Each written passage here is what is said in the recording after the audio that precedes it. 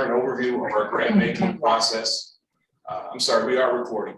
I'd like to share an overview of our grant making process, including any new changes for 2022. We'd also like to provide organizations with information and tools to submit applications to the foundation. Then, of course, we most importantly like to answer any questions you all may have.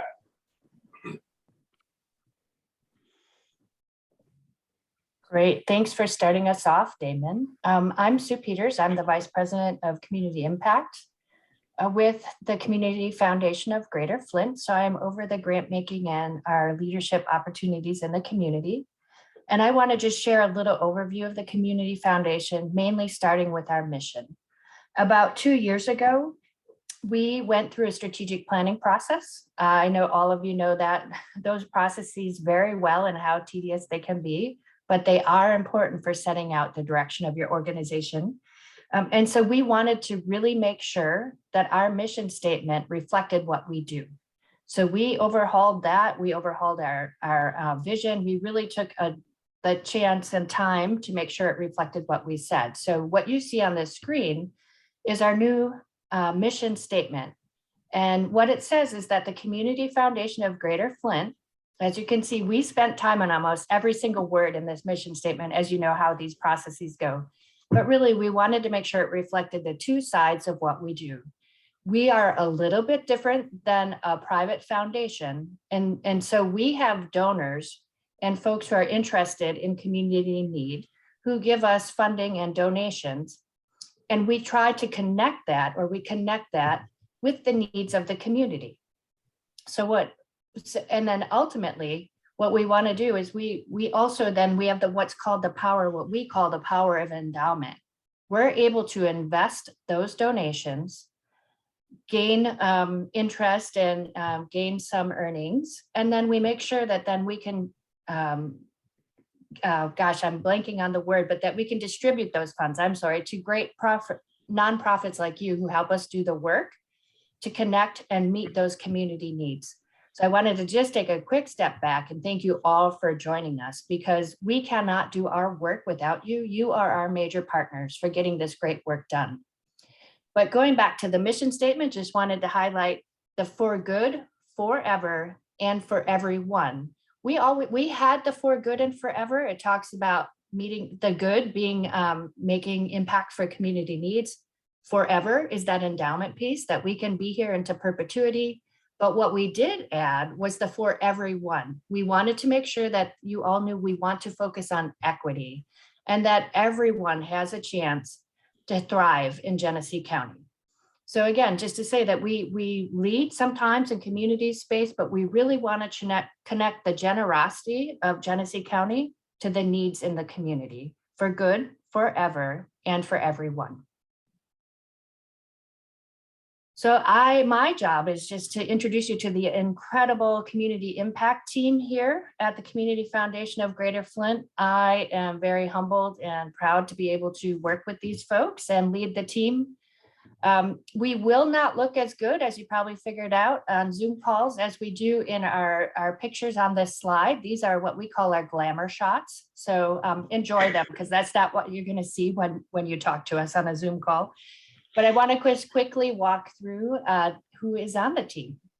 So we have Alex Dawson. She's the first picture there.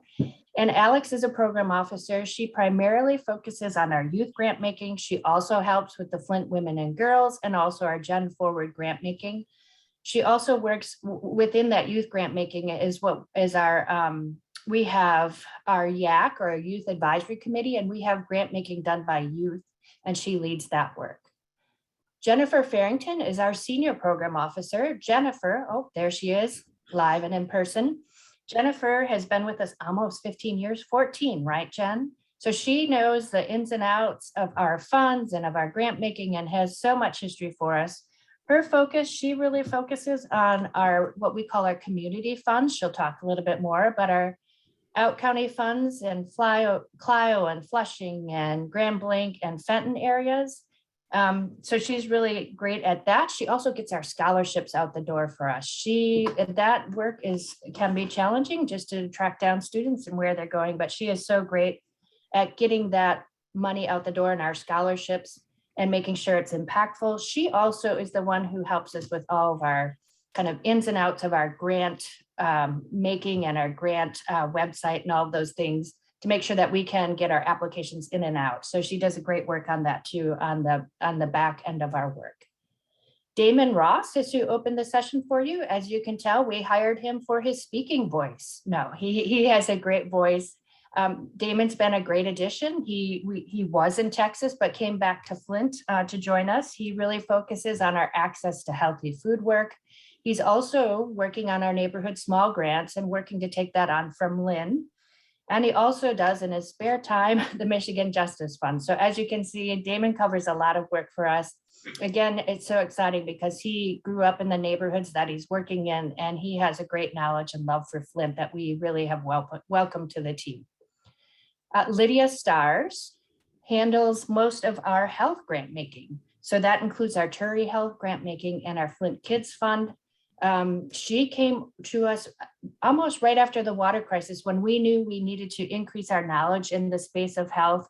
The Turi Health Fund is one of our longest standing funds and one of the original funds that came to the foundation to get started. So it's great to have an expertise and depth of knowledge in that space. Stephanie is the one you really want to know. Stephanie is Stephanie is great. As you can see, she has a great smile on her face. She is our grants administrator and can really help you get in contact with one of us, the program officers. She can also answer any questions you may have around applying for a grant. And she is so super helpful, always will get you an answer, and is always willing and make sure that you get the answers and that you need to have a successful application. So really make sure you pay attention to Stephanie's contact information. Lynn Williams, Community Engagement Officer. Gosh, what do you say about Lynn? No, I'm teasing Lynn. Lynn is amazing. She has been with the foundation over 20 years and has done every single type of grant making you can imagine that the foundation has, and seen the foundation shift in its strategy. So she has a lot of knowledge for us, amazing knowledge, but has really been taking a leadership role as we move in a path of equity. She's helping us to understand internally and externally what that work looks like for our organization and for the committee. And we just really respect her knowledge in that space. She's best at making connections in the community and always has something for me to learn from her.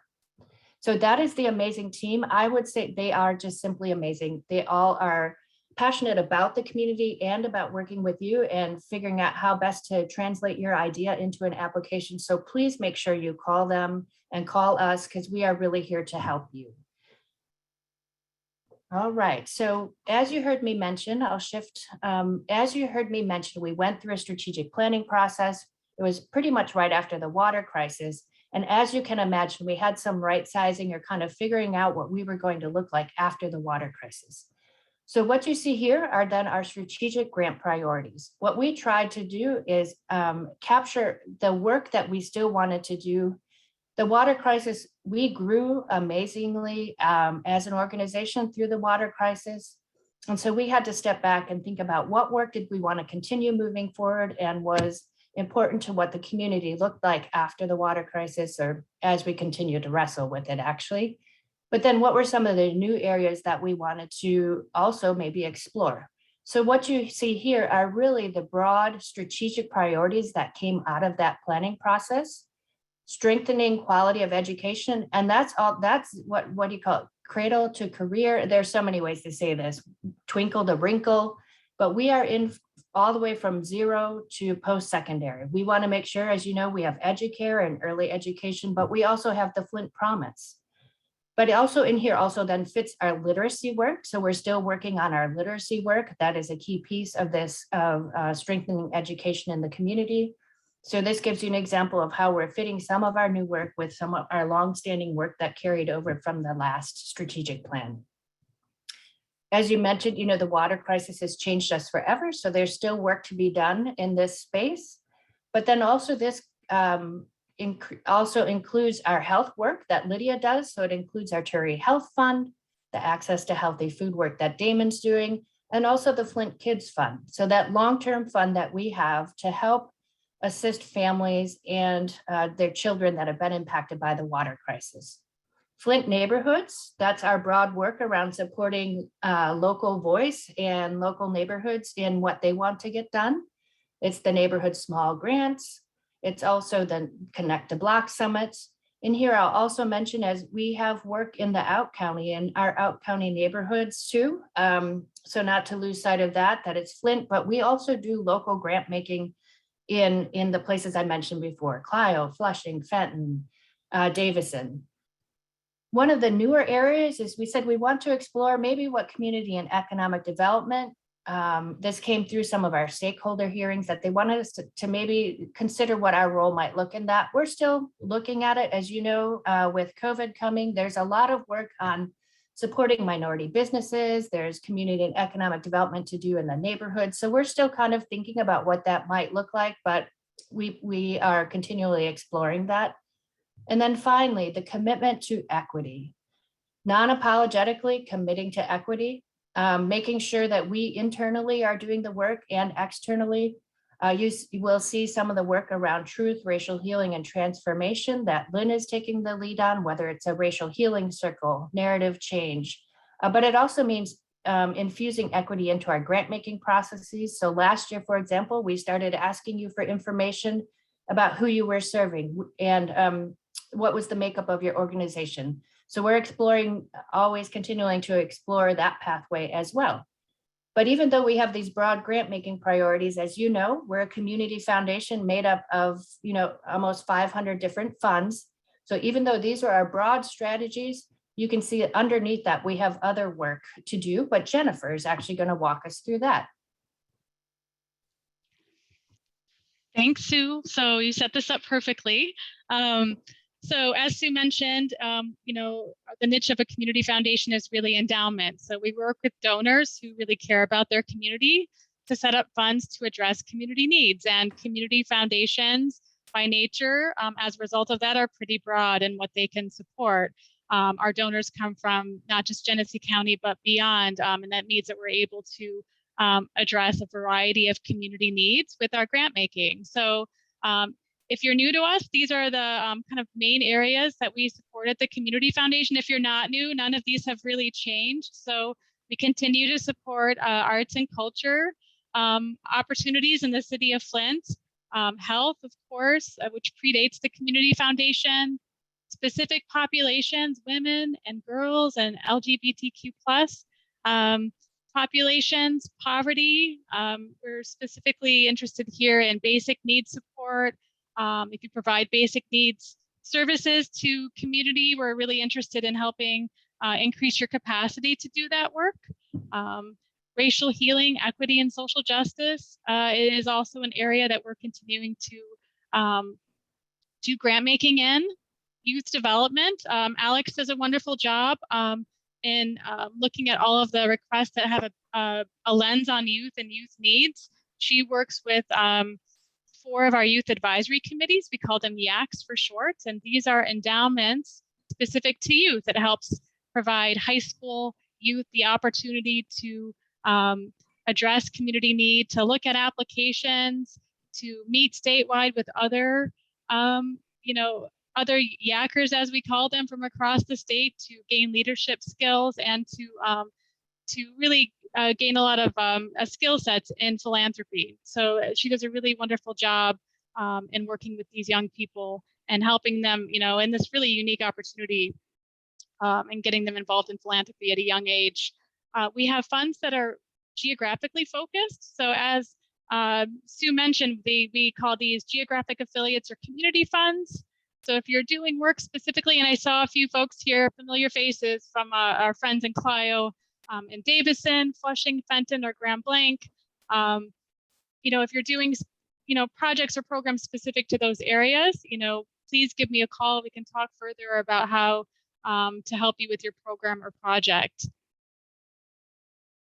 So these are the main areas that we fund. Community impact grants, with these kinds of grant opportunities, these are typically $10,000 or less. We're really looking for these grants to address one of 3 priority areas. So either bringing people together separated by barriers, building a sense of community, are helping to provide access to resources for populations who have struggled to access resources. So we do a lot of grants to support families in poverty, to provide unique educational opportunities for youth who otherwise might not be able to access them. So if you're not sure of kind of where your project fits, it's always good to, call Stephanie. She can get a sense of what your project or program is about, and then schedule a time to talk with the program officer, which is really that next step. So for everyone to know, here are the deadlines we're working on for this year. So generally speaking, February 1 and August 1 are the 2 dates you want to keep in mind. We like to get you a decision at least 2 to 3 months after that application deadline.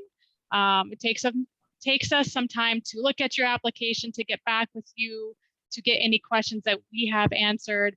A lot of our grant making involves committees, which I didn't mention earlier, but that's sort of another unique thing to community foundations, is that we engage a lot of community members and volunteers. And some of you I see on the call today are part of some of those committees. So thank you for all that you do for us. We couldn't do what we do without the work of our community and our volunteers. So, but that means that generally speaking, 2 to 3 months is when you can expect a decision. Sometimes it takes longer, based on what a committee decides and what additional information they might need. So just, keep that in mind. I do encourage you to check out our website, which is just recently been updated with all of our grant making deadlines. Some of our geographic affiliates and our Flint Kids Fund have additional deadlines, additional opportunities throughout the year to apply for a grant. So you want to make sure that you check out that website. And again, always call us if you have questions.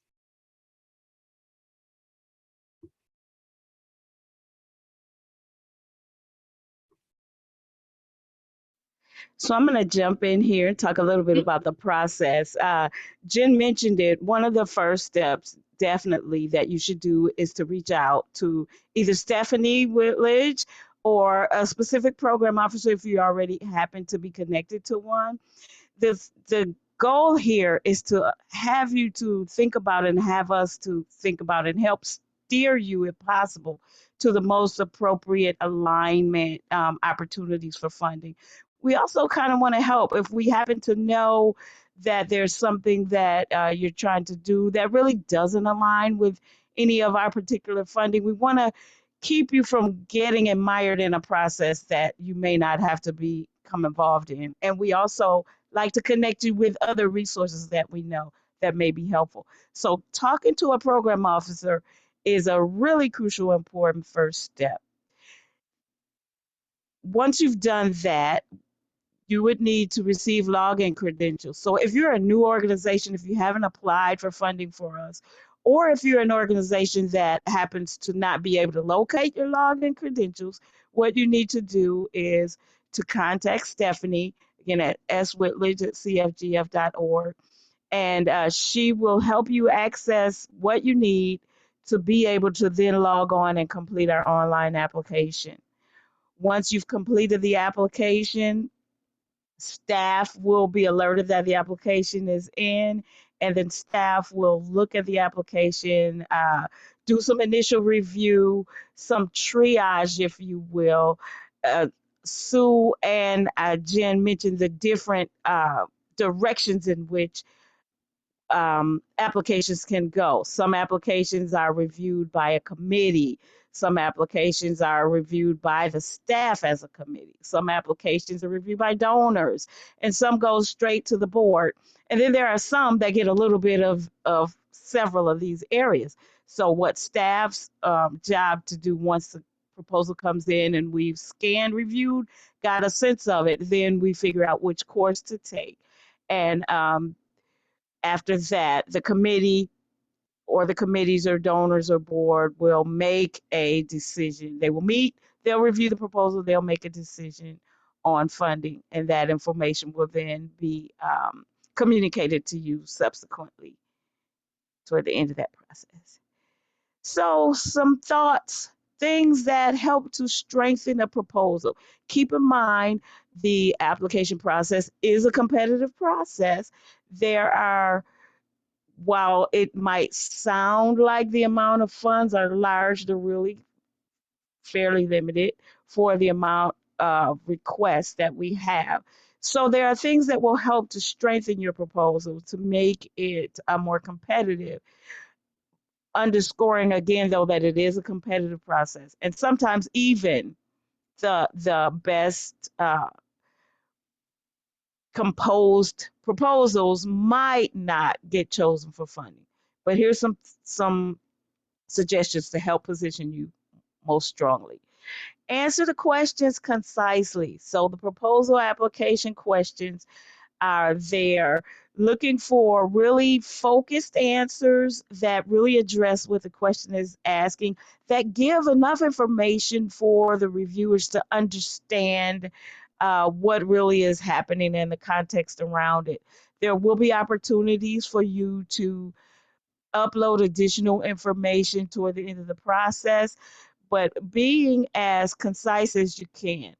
Want to make sure that we can get the flavor of your proposal from your answers to the questions. So it's important that you kind of stick to what the question is asking. Sometimes there's a tendency or an urge to add as much and to throw as much information as humanly possible into one question. But really, what we need you to do is focus specifically on what's being asked, give in the most concrete way possible the best answer for that question. We want you to really tell us about the community need that your project is addressing. What is the need? Is it a need for creating safe spaces for youth outside of school, for example, or increasing access to healthy food for families in low-income neighborhoods? What is the need? Be specific about it, and also tell us, how do you plan to address that need? In there, we're going to ask you about what the landscape looks like. How do you know it's a need, first of all, in your community? How has that been determined? What does the need actually look like? Are there statistics that you can point to? Are there incidences? And then what expertise, what makes your organization the organization that, or one of the organizations that should be addressing this need? Talk about any significant partnerships and collaborative relationships. Partnerships, collaborative relationships are important for many reasons, but one of them is they help to leverage impact. More hands working together can lighten the load, so to speak, can spread resources, and really grasp hold of a situation in a collaborative way. Articulate your funding needs. Tell us what the needs are. What are you asking funding for? In what areas within your programming are you seeking funding? And make sure your budget supports your narrative. So what I mean by that is, an example, if let's say you're asking to do a project that is providing uh, porches, that's redoing the porches in neighborhoods impacted in a certain area of the city that might be where the neighborhood is significantly senior citizen, for example. Say that's the project you're requesting funding for. Make sure that the budget and everything you're asking for in the budget is connected to what it takes to carry out that project in the most direct um, way possible. So what we wouldn't want to see necessarily in a project like that in a budget is funds that are focused on taking youth, for example, to the Detroit Pistons game, which is not a bad thing to do, but not necessarily related to that project that you have identified. So making sure that there's always a connection between your budget and your narrative around that project. And then tell us what success looks like for this program. How will you know you're successful? How will you measure success? What will even constitute success? Is it that 70% of people in the program receive the service? Is it of the people that receive the service, so many of them can demonstrate impact, either whether it's through a survey, interviews, some kind of really think about what success looks like. And I encourage you to be realistic. Very rarely are there programs where 100% of the participants get 100% of the benefit. So being realistic and having conversations with the program officer can help you get to that if you haven't.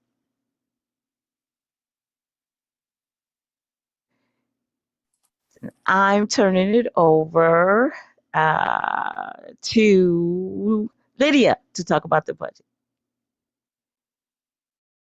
Thanks, Lynn.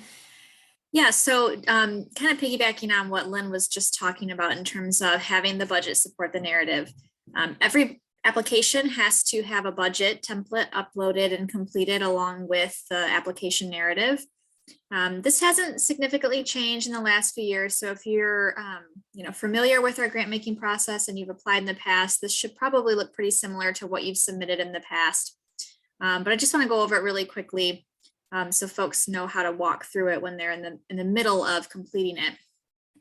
So, at the top here, we want to know what period it's going to cover in terms of the funding. This should match what you put into the narrative portion. There's a section there about, what's the project timeline. And then this very first column here, amount requested from CFGF. This is where we want to know of that total amount that you said, how are you going to spend those dollars? What is it going to cover in terms of costs and expenses related to the program? And so there's a list of some common ones that we see, but you can always add others or break it down even more. Like if supplies, there's a few things to include in there and it makes more sense to break it out. You could always add other line items and detail those. And then this total project expense column here, this is where we want to know how much it takes in total to implement this project or provide this service. Sometimes CFGF is the only funder that you're requesting dollars from to support it. And so these might equal each other. But often we're just one piece of the pie or one piece of the puzzle. And so we want to know how our dollars contribute to the entire expenses for that project. Over here in description and comments, this is a place where you can, of course, describe, what is going to be paid for in all of these various line items. So as you see here in the supplies, the food, supplies, and gifts for children, etc. It gives you a chance to really provide detail. In salaries, making sure that you list out which program staff are going to be supported by the funds that you're requesting from the foundation. On the next page, this is all on one form, but we've split it out here. There's a section at the bottom for revenue. So of course you want to list the community foundation and the amount you're requesting from us. But if we're not the only funder or source of funding for the program, we want you to try to list out all the other sources that you have that are going to contribute to that total program expense. Again, so that way we understand who else might be either committed or pending, or what are the other revenue sources that you have for the project. So it just really helps us to understand sort of your capacity around being able to support the project and how we'll be able to contribute to that.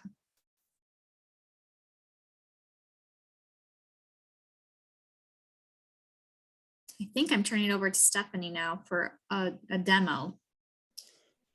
Yeah, so thanks, Lydia. I'm going to show everyone just how to get into the system, how to navigate it. We have had some changes and hopefully you'll consider them upgrades from what you've seen in the past if you've applied with us before. We are continuing to work with our application vendor to make improvements and hopefully make things easier each time. So the first change I want to mention is if any of you applied last year, you'll know that we had an application addendum form. So we had questions that weren't implemented into the actual application, but we wanted to add them and we knew we were going through a system upgrade. So we had a separate form with some additional questions. That form is now gone, so it is all part of the actual application.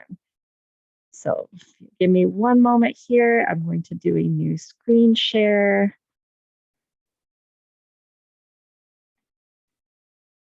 Okay.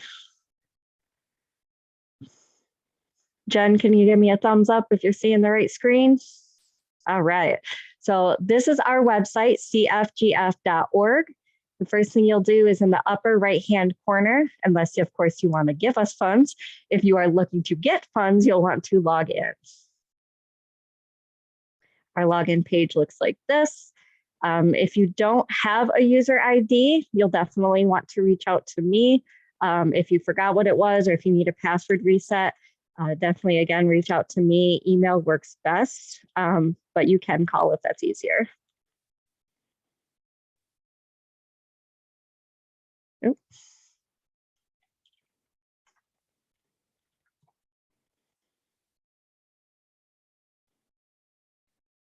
Okay. So once you get to this page, in my case, it takes me to scholarships, but yours should default you to grant seekers. If not, make sure you select grant seekers, and you are going to be going to the grantee dashboard. Once you get to the grantee dashboard, before you jump right into the application, we'd really like you to take a look at your organization snapshot and profile information. This piece has not changed, but it is really important so that we make sure we have your most current information on the back end. And if you need to make any changes to that, you'll go all the way to bottom to edit my snapshot. And I do have a screenshot guide of this, which I believe we have posted on our website, and I'd be happy to share that out to anyone who needs it as well. If you do find you need to make any changes, you'll select this edit button here. You'll make your changes. You'll make sure you hit save. And this is a double save. So once you go through all of the pieces, you want to make sure you hit submit at the bottom for it to save your changes. This is also a great place to put your non-discrimination policy. We do ask for that. You can add it as an upload, or you can put the information here. Same thing with your board of directors. This is also a place where you can add your general funding needs, and this helps share with our donors what some of your ongoing needs are when they're looking for projects to fund. Once you're all set with that, again, back at the grantee dashboard, there is your organization profile information. This piece is extremely important because if we are mailing you a letter or a check, we want to make sure it's arriving to the right place. Same thing with email. We're doing a lot virtually through email these days, and I'll touch on later. We do have electronic payments. We email our grant agreements. So it's very important that both your address section here and your communications has the most recent email address. And if any of these are incorrect or need to be updated, you can email me to make those changes. So the basic org information you can update, but as far as contact information, we want to make sure that no one else has the ability to change this if, say, your password got shared or something. So we want you to contact us directly to notify us of these changes. Once you're all set here, you'll go to apply for a grant. Okay. And this will, in case you forgot, remind you to check out your organization snapshot and make sure everything is up to date. We have our link here that goes directly to the different grant programs and grant deadlines. And then you have my contact email there in case you need to get a hold of me. You'll see generally we have two options listed here. The Flint Women and Girls Program is a specific request for proposals that will come out and has its own deadline. I believe it's March 18th this year. But for most of you, you'll be selecting online grant program web application. That is the same for almost all the other applications, Flint Kids funds, geographic affiliate funds, any kind of community impact, basic needs are all going to use this. The only exception is the Flint Women and Girls Program and the Neighborhood Small Grants Programs. So once you select that, this is where you'll start your application name. I'm going to pull up an application I'd already started just so I can kind of give you an overview of what everything looks like without going too in depth into all the questions here. But if you do have questions over any of the pieces of this, definitely feel free to reach out to me or your program officer. Okay, once you've actually entered the name and started your application, you will see that we have a copy here that if you click on it, it will load up all the questions for you. So if you're not ready to input into the system yet, If maybe you have multiple people working on it, this is a great way to pull up what all the questions are and prepare. We also have a sample budget so that you can get a look at kind of what we're looking for if you don't remember how to complete it. And then we also have the budget template, which is going to have to be downloaded, completed, and uploaded with your application. So you'll see here in this case, since I went and did it ahead, as you complete each section, you're going to get a green checkbox, and you can actually jump to whatever section you need to. Currently, I have a submit application button down here. The reason I see that is because I have all green checkboxes and the one mandatory document has been uploaded. You can upload as many additional documents as you think is necessary, but the one mandatory one is the project budget, and it won't let you submit until you have that in there as well as the questions completed. So just to give you a brief dive here. So if you've completed the organization snapshot, you'll see that a lot of these are going to be auto-populated.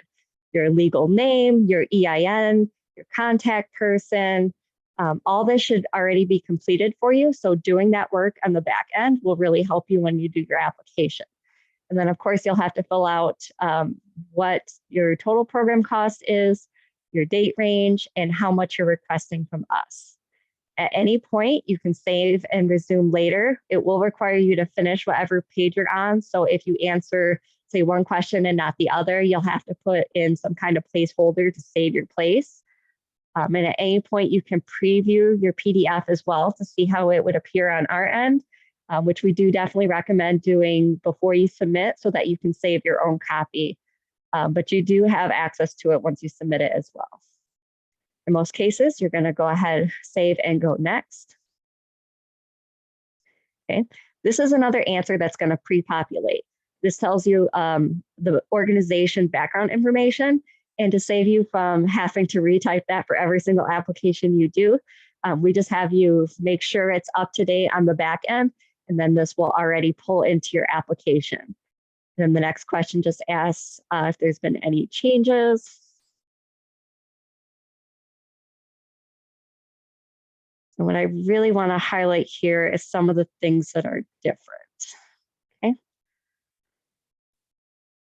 So this one, these are all the same. Priority areas, a brief description. This is one of our new drop downs. So this is what community need will your project address? You can select as many as you want, but you do have to select something here. So this gives us a pretty good readout of all the different things that we cover. If for some reason you don't think it fits anywhere, you can reach out to me, but I think that everything should fit at least one of these boxes. In some cases, you may have several boxes checked. Okay, the additional questions on this page are repeated. They are your goals and activities, your organization's experience. So this is if you've applied with us before, not changed.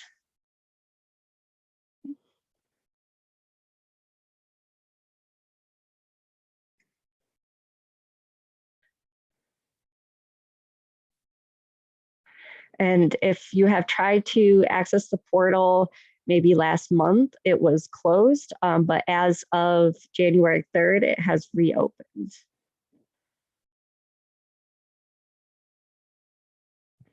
Of course, it wants to freeze on me now. Let me see if I can go back to another piece.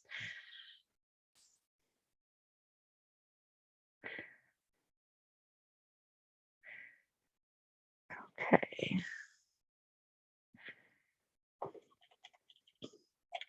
Hopefully that'll be right back up. Sorry about that. Oops.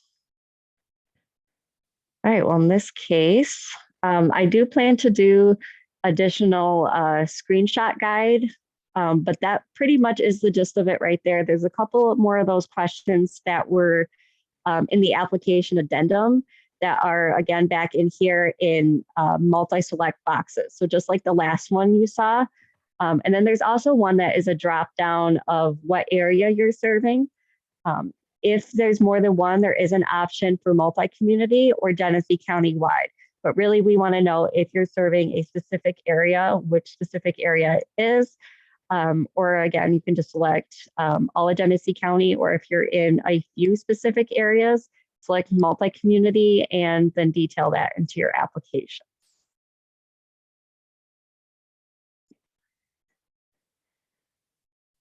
All right.